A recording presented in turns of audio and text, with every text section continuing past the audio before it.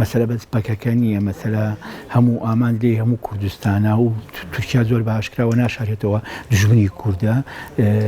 ئەوەی کە گرفتە لێرەیە کە زۆر زەرورە زۆر قسەی لەسەر بکەین چێ ئەچێتە ئەم بەرەیەوە، ئەمە مەترسیدارە چێ ئەچێتە بەرەی تورکیاوە. تورکیا هەرێزێکی سیاسی هەر لایەنێک چووە بەرەی تورکیاوە بە نەزەر ئەمە قسەی ئیستا نییە، ئەمە قسەی 300 ساڵەوە 350 ساڵەوە. ئەمە ئەحمەدی خانی وتوێتی 140 ساڵەوە پێشعاتی خاری کۆیی ئێڵێ.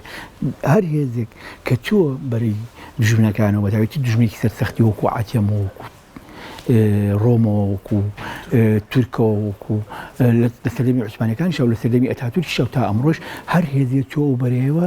ئەو هێزە گرفتی گەورەیەوەی لە کوردبوون لە ئینسانی بوون لەوانە داماڵێ.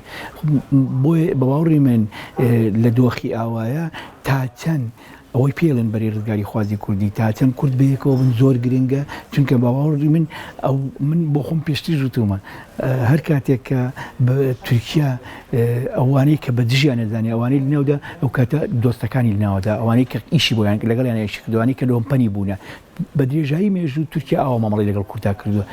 یەکەم ئەوانە لەناودات کە دژایەتیەکەن کە شەڕی ئەەکەن کە داوای مافەکانی خۆیانەکەن کە داوای ئازادیەکەن دوایە تێتە سروپێی ئەوانەی کە ئیشیان بۆی کردو. ئەگەر تۆ بیری بێ لە سەردەمی ئەتاتورکیا هەموو ئەو کوردانی کە تەئیدی ئەتاتورکیان کرد لە پەرلەمانی تورکیا و بەگژەوە هاتونەوە کە کۆنگرەی ئاشتی لە سیڤەروانە باسی قەزەی کوردی بکە، هەمووانە دوایتر تورکیا خۆی کوشتێنێت تا خۆی کوشتێنی ناویندا. بۆی باوەڕی من لای تورک کوردی باش و کوردی خراپ نییە، لای تورک لای تورکیا لای دەوڵەتی ئاکەپە و ئەردۆغان شتێک نییە بە ناوی کوردی باش و کوردی خراپ. ئەو کوردی باش نییە کە لەگەڵایەتی ئەمڕۆ ئەوەی کە پێشلەشکریەکە، ئەوەی کە ڕێنماییەکە، ئەوەی کە هاوکاری لۆجستیەکە، ئەوەی کە چەکی بۆ هەڵەگرێ، ئەوەی کە باڵین ئەیباتە سەر بارگاکانی پەکەکە، ئەوەی کە باڵین کەواسووری بەرلەشکردەکەیەتی ئەوە لە پێشە ئێستا ئامان نییە، بەڵام لە دواییە ئەویش بێتە ئامانج، ئەویش لەناوەدرێ. بۆیە لەم ترکە ساتەیە ئەوەیە کە کورد خۆی لە خیانەت دوور بخاتەوە، خۆی لە جاشێتی و لۆمپەنی دوور بخاتەوە. تەنیا چارەسەر ئەوەیە. ئەگینا من بڕۆم وایە ئەو هێزە زەبەلاحی ناتۆ بۆ هەموو ئیمکانیەتەوە تورکیا بۆ هەموو ئیمکانیەتەوە شەڕێکی زۆر نابەرابەرەکرێ. ئەو هەرگەریلاکانی کوردن لەو شاخانە ئەو دەیان ساڵ ئەو شەڕە بەڕێوە بن بە شەڕێک هێنی تر ناکرێ. بۆیە بە باوەڕی من هەر کەسێک بە هەر بەوشەیەکیش خزمەت بە تورکیا بکە ئەچێتە خانی تاشیتەوە. من پێم وایە وەک حیزب ڕەنگە تۆزێک ئەوە بێ، بەڵام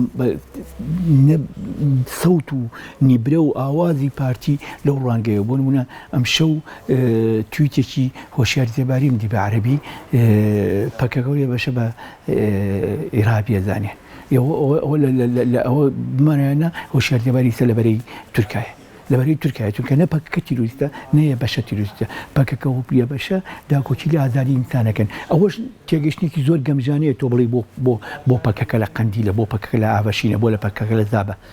ئەی باشە ئەی بۆ مەلا مستەفا لە 48 چووە مەهابەت، ئەی بۆ لە 79 بەدواوە پارتی چووە ڕاشان، ئەی بۆ مەسەلەن بۆچی بۆ دەیانجار کوردەکانی باکوور و ڕۆژهەڵات پشتگیری لە حرەکەی سیاسی کوردیەکەن. مەقسەیەکی بێمانایە تۆ تەسەوڕکەی نەخێر پەکەکە وەک حرەکەیەکی کوردی وەک بستنەوەیکی سیاسی کوردی باشە باڕی شەکری لە باکوور بێ، بەڵام زۆر ئاسایە لە گەرمەی شەڕی داعش لە کەرکووک و لە داخۆک بوو، لە مەخموور بوو، لە شنگال بوو. مانایوەدا کوچێکە لە مەسەلەی کورد. بۆیە باوەڕی منەوە خیانەتی گەورە ئەوەیە تۆ بڵی نابێ لێرە بێ، ناشیدنی گەورەوەی تۆ بڵی نابێ لێرە بێ. ئەمە یەک. دویش وەک گوتم ئەدەبیاتی سیاسی نووسین ڕۆژنامەوانی ئێمە بەوە دەبێت پێوە سەیری بکەی چەند لە خزمەت کە ئێستا ڕۆژنامە نووسێکی پارتیایەکێتی کە وتارێگە نووسێ چۆن ئەینووسێ، ئایا بەو دیدگایە نووسێ کە نابێت پەککە لێرە بێ کە وای وت لەبەری تورکیایە، بەو دیدگایە نووسێکە پەکەکە هۆکاری شەڕەکە وای وت لەبەری تورکیایە. یعنی لە قسەکردنمانە زۆردار بەری تورکیا وەریدان تورکیا دەرەکەوێت. بۆ هەر هێزێکی سیاسی سەیرەوە بێدەنگ بوون لەبەری تورکیا. ئێستا ئەو بێدەنگی لە باشووری کوردستانی لای حزب سیاسیەکانەوە بەشێکە لە بەشداریکردن لە پرۆسەکە لە تاوەرەکە. من بڕوام وایە بێدەنگی گۆڕان یەکێتی ئیسلامیەکان لایەنە سیاسەکانی تر بەشێکە لە بەشداریکردن لە ملانەکە، نەگەرەوەی کە تۆ لە ناوچەکە تا پێشخەرهەوڵی بکەیت چاو ڕێنمایی بکەیتوانە تەنانەت بێدەنگیش بی بەشێکی لەو پرۆسێ.